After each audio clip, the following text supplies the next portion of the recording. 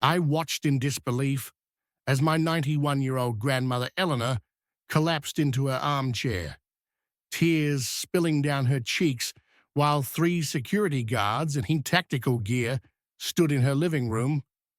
One of them waved a clipboard and barked, "Pay the $9,000 special assessment by Friday or face eviction." Another rifled through her mail, casually setting aside her heart medication for inspection. Outside, the temperature was 99 degrees. Inside, the intimidation was suffocating. What they didn't know, Eleanor wasn't just anyone, and I wasn't just her grandson. I was a former Army Ranger, trained to deal with tactical threats. These guys, they had no clue what storm was about to hit them. See, Eleanor helped build this neighborhood, Clearwater Pines. She and my late grandfather moved here in 1965 when there was nothing but dirt roads and promise. They bought the land outright, poured every dime they had into their home. She planted the first magnolia tree on the block. That American flag out front, my grandfather's final gift, before cancer took him 5 years ago. At 91, Eleanor still woke up early every morning to water her award-winning hydrangeas. She lived alone, fiercely independent. Her pension barely covered her medication, but every Thursday she still volunteered at the local VA hospital, reading to blind veterans. She wasn't just a resident, she was the heart of Clearwater Pines. But everything changed when Vincent Blake moved in. Vincent was a smooth-talking real estate consultant who had big plans and a bigger ego. With a smile and a stack of legal papers, he quietly took over the HOA by staging a proxy vote during the holidays when half the neighborhood was visiting family. Suddenly, he was president of the board. And his agenda? Not about community. It was about cash flow. Vincent had a vision: transform Clearwater Pines into Clearwater Heights, a high-end gated community with modern aesthetics and luxury standards. That meant uniform mailboxes, premium landscaping, and, you guessed it, extreme HOA enforcement. But the real kicker? Vincent had secret investors lined up to flip the neighborhood into high-density condos. The only thing standing in his way? The elderly homeowners clinging to their original homes and refusing to sell. People like Eleanor, his first move, terminate the old-school neighborhood patrol, a retired cop named Stan, who'd wave to every kid on the block. He replaced him with BlackRock Tactical Security, his cousin's private company. These guys weren't peacekeepers, they were enforcers, showing up in SUVs with floodlights, body cams, and batons. The vibe shifted immediately. The board announced a mandatory $9,000 infrastructure fee due in 60 days. No payment plans, no exceptions. Glossy flyers promised decorative fountains, smart gates, and imported palm trees. But when 76-year-old Mr. Granger asked for budget breakdowns, 2 guards escorted him out of the meeting. They took his cane, called it a threat. Then came the violations. Eleanor's flag was too large. Her mailbox? 1.3 inches too low. Her garden hose wasn't properly stored. Each notice came with a fine.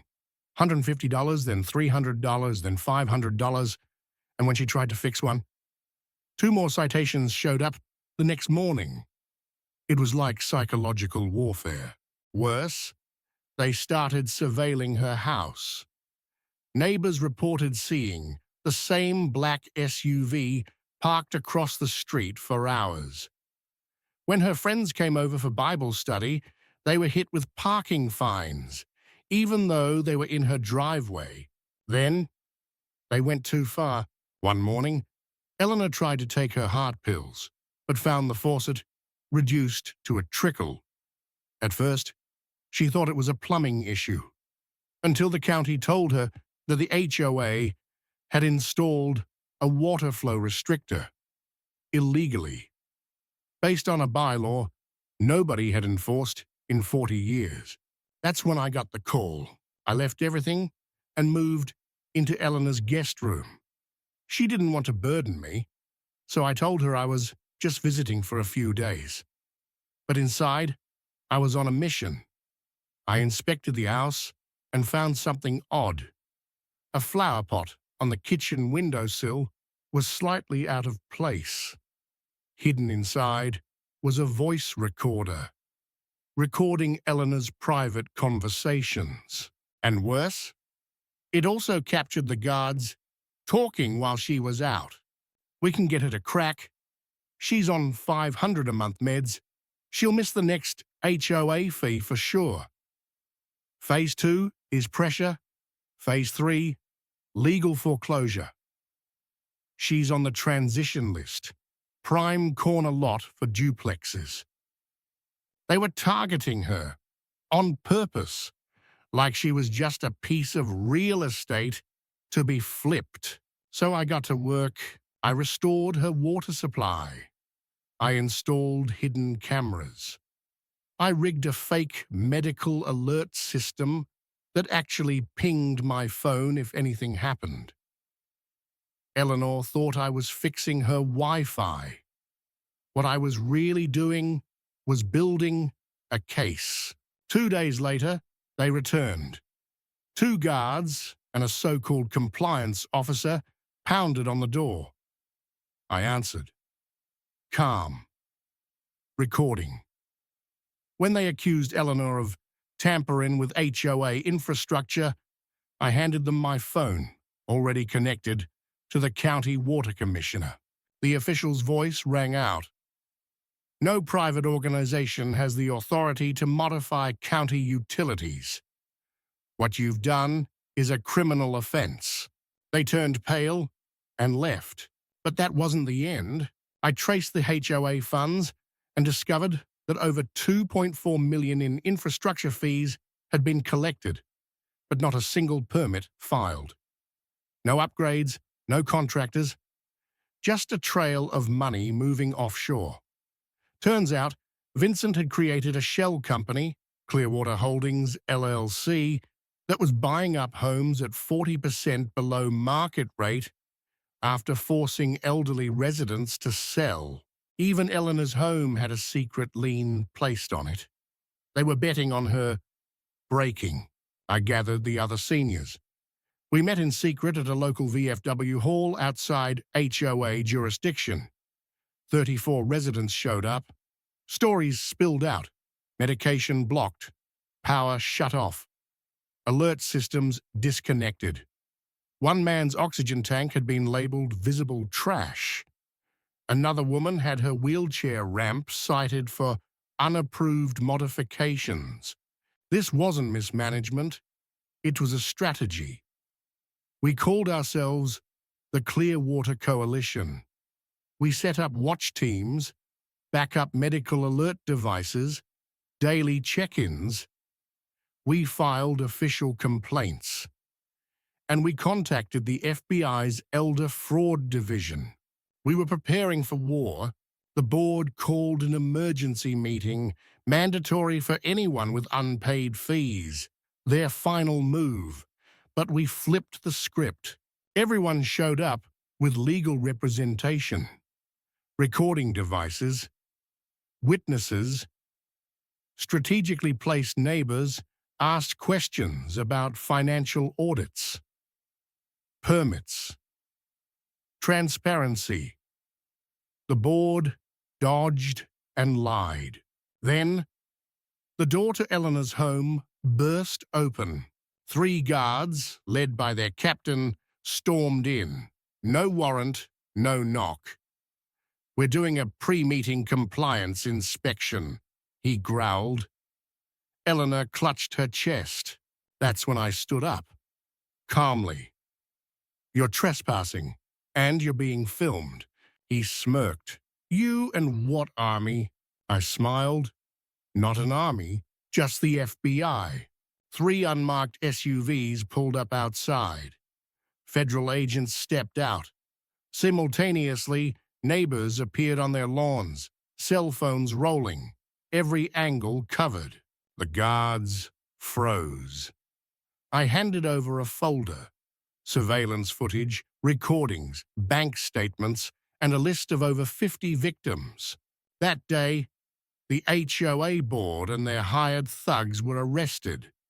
Vincent was charged with fraud, wiretapping, elder abuse, and conspiracy. The media dubbed it the Clearwater Scandal. In court, Eleanor stood tall. She looked Vincent in the eye and said, "We didn't build this community for profit. We built it for people." The judge agreed, handing down the largest elder abuse penalty in state history. Today, Eleanor is the honorary chair of the new HOA board.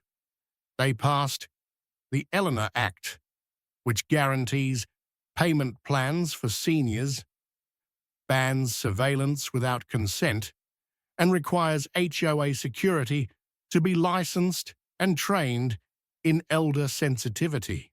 The neighborhood, it's thriving. Potlucks are back, the garden club is blooming, and the American flag waves proudly at Eleanor's door. You know, I've been in war zones. I've faced enemies with guns. But this battle, this one was personal.